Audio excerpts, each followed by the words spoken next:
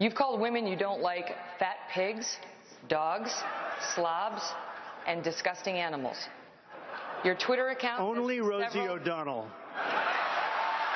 No, it wasn't. Not a lot of disagreement, because ultimately Ivana does exactly as I tell her to do.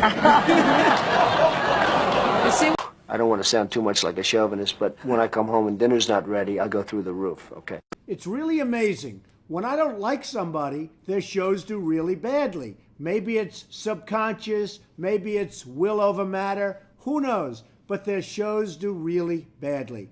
Lawrence O'Donnell, his show is failing. It's a disaster. They moved him out of the 8 o'clock slot because Bill O'Reilly was absolutely killing him.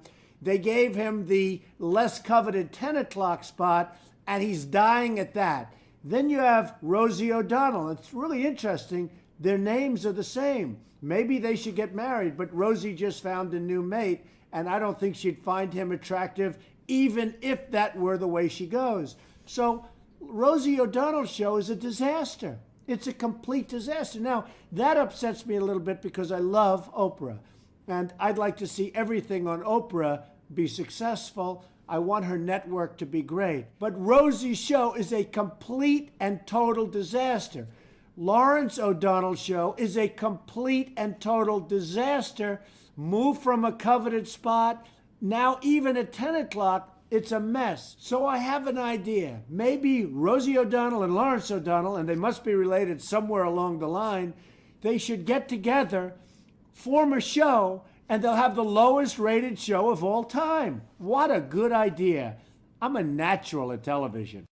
Here's what I'm going to do. Miss Universe and Miss USA, I own it.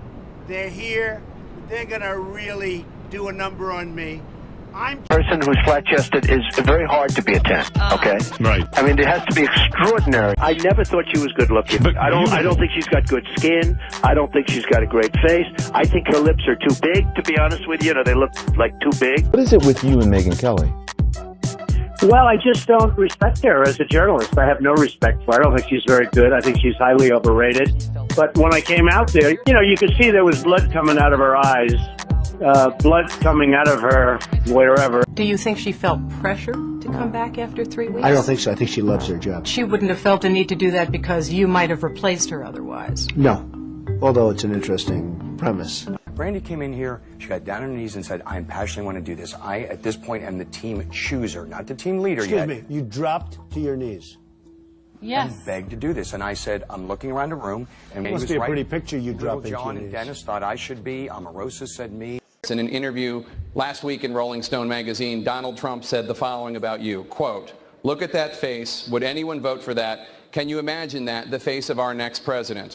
Yesterday, we heard the Director of National Intelligence, James Clapper, at Congress saying that North Korea's nuclear effort is the top threat to the United States. What would you do to deal with that reclusive country? I would get China to make that guy disappear in one form or another very quickly. And let me tell you, people say, how do you make him disappear and assassinate him? Let me just tell you, no, well, you know, I've heard of worse things, frankly. I mean, this guy's a bad dude.